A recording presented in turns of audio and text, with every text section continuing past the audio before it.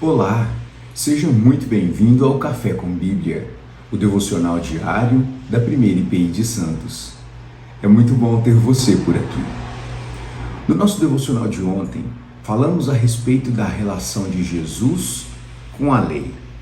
Hoje, nós avançamos um pouco mais no Sermão do Monte, onde Jesus completa o sentido da lei. Mateus capítulo 5, a partir do verso 21, Jesus vai tratar do homicídio, além de outros assuntos também. Mas hoje nós queremos refletir um pouco a respeito daquilo que Jesus tem a dizer acerca de não matarás. Então, Mateus capítulo 5, verso 21, Jesus diz assim: Ouvistes o que foi dito aos antigos? Não matarás, e quem matar está sujeito a julgamento. Eu, porém, vos digo que todo aquele que, sem motivo, se irar contra o seu irmão, estará sujeito a julgamento. E quem proferir insulto ao seu irmão, será sujeito a julgamento em tribunal. E quem lhe chamar tolo, estará sujeito ao inferno de fogo. Se, pois, ao trazeres ao altar a tua oferta, ali te lembrares do teu irmão, tem alguma coisa contra ti, deixa perante o altar a tua oferta, vai primeiro reconciliar-te com teu irmão, e então, voltando, faz a tua oferta. Entra em acordo sem demora com seu adversário, enquanto estás com ele a caminho, para que o adversário não te entregue ao juiz e o juiz ao oficial de justiça e seja recolhido à prisão. Em verdade te digo que não sairás dali, enquanto não pagares o último centavo. Como nós dissemos em nosso último encontro, Jesus é o cumprimento da lei. E quando ele afirma que não veio revogar a lei, mas veio cumprir a lei, ele então apresenta o aspecto de complementariedade do Antigo e do Novo Testamento. De maneira que agora Jesus, como sendo aquele que cumpre a lei, mas também como sendo o próprio legislador, porque veja, a lei procede de Deus. E no Antigo Testamento, a lei tinha como propósito servir de guia, como um pedagogo, como alguém que toma uma criança pela mão e instrui pelo caminho. Jesus agora vai trazer um sentido muito mais profundo da lei que foi dada ao povo. E ele diz, em primeiro lugar, ouvistes o que fora dito pelos antigos? É muito interessante que nós precisamos nos lembrar que Jesus está aqui num contexto onde ele está tratando da lei e ele está desconstruindo algumas questões que foram implantadas ao longo do tempo pelos religiosos daquele contexto. Aqui, Jesus está falando diretamente contra os fariseus. E aí, Jesus vai dizer, ouvistes o que foi dito anteriormente? Aqui, Jesus está tratando dos ensinos rabínicos acerca da lei. Veja, não é necessariamente o que a lei diz, mas aquilo que os rabinos ensinaram a respeito da lei. Então, o ensinamento corrente era que a consequência do assassinato era pena de morte. E Jesus vai trazer aqui aquilo que poderíamos chamar de o sentido da lei, o coração da lei, que vai muito além daquilo que é exterior. E é por isso que ele diz, veja o que foi dito aos antigos, dito pelos rabinos, aos antepassados, não matarás, e o que matar estará sujeito ao julgamento. Veja, essa é a interpretação mais simples do mandamento não matarás, ou não assassinarás. A ideia é preservação da vida. Mas veja que o padrão de Jesus em relação à lei e a aplicação da lei é muito superior e muito mais profundo. Ele vai estabelecer a ira como sendo um assassinato do coração, quando ele diz Eu, porém, vos digo. E veja como Jesus, ele é revestido de uma autoridade que nenhum outro rabino tinha. Ele está contrapondo-se àquilo que foi ensinado por milênios acerca da lei de Deus. Eu, porém, vos digo, todo aquele que sem motivo se irar contra o seu irmão estará sujeito a julgamento. E quem proferir um insulto ao seu irmão estará sujeito a julgamento no tribunal. Veja como Jesus vai tratar do assassinato da reputação, o assassinato que a ira produz nos relacionamentos, como sendo algo em pé de igualdade com a violência física. Meus irmãos, isso é algo muito profundo, porque é aplicável àqueles que são cidadãos do céu.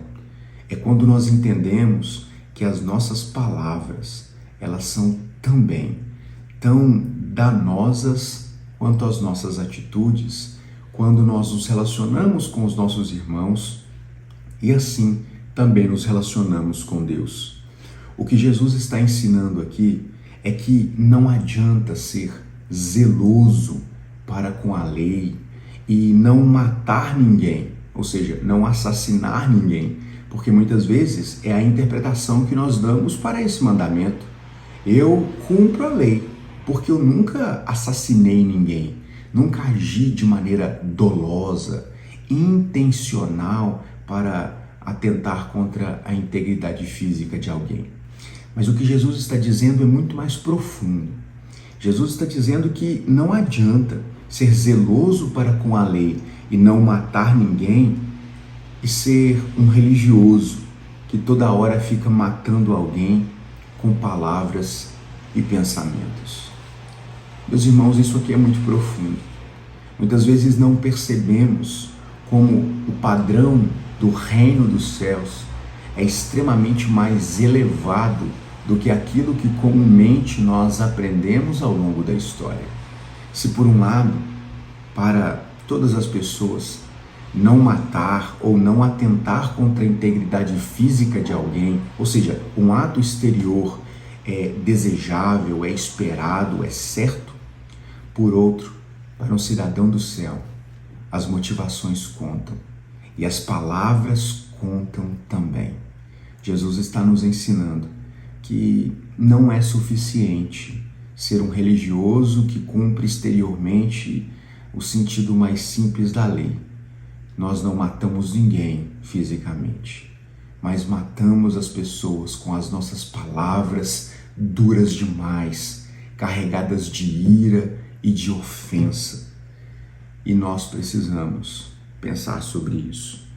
O texto continua e Jesus vai associar a necessidade de perdão com a aceitação da adoração. O que o texto nos diz é que se você tem consciência de algo que precisa ser resolvido, aquela situação ainda não resolvida, pendente com seu irmão, antes de oferecer a sua oferta, e aqui o contexto é de adoração, antes de você fazer isso, antes de você cultuar a Deus, antes de você se aproximar de Deus, quando você fizer isso e se lembrar que existem questões pendentes com seu irmão, resolva-as primeiro. Veja que a intenção do nosso coração conta e não apenas aquilo que se vê.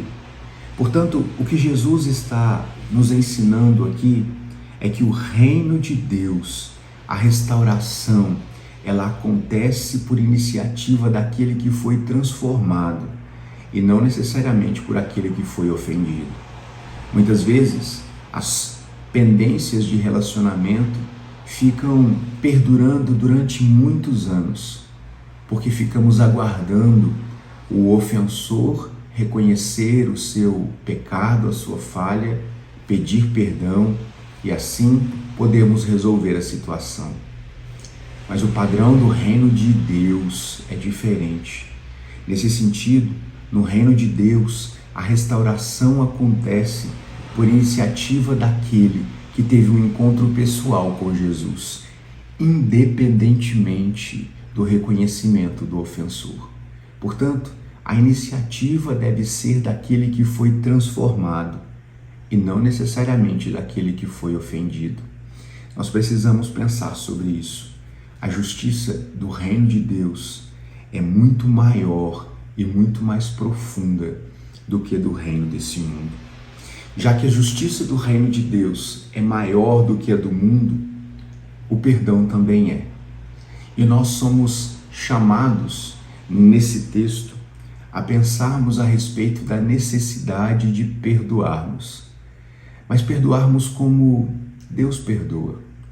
Deus perdoa pessoas pouco amáveis, como eu e você.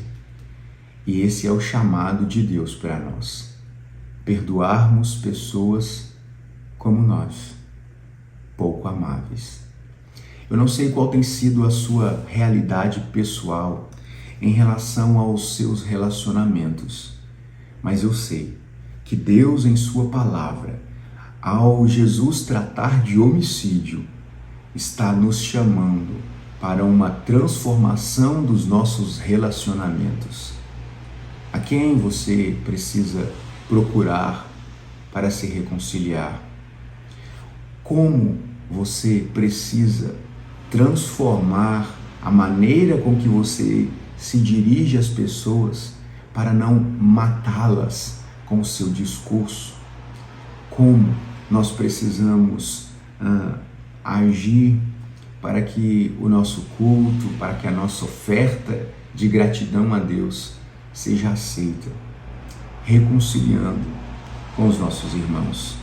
Eu quero orar com você, porque, como eu sempre digo, eu também sou objeto de tudo isso que eu acabei de dizer, porque eu preciso repensar a maneira que eu me dirijo às pessoas, o peso das palavras que eu uso.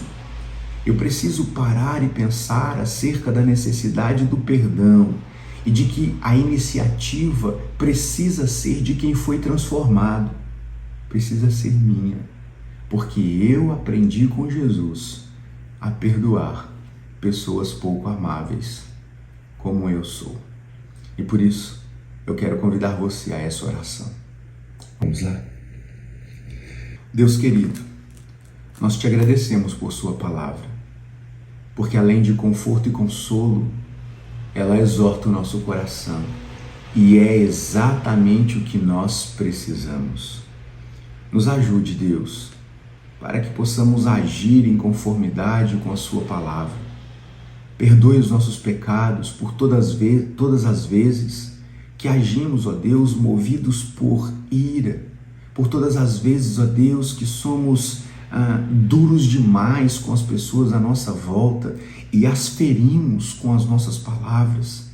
Ó Deus, nos perdoa, nos ajude, Deus, a transformarmos, ó Deus, a maneira com que nós nos relacionamos.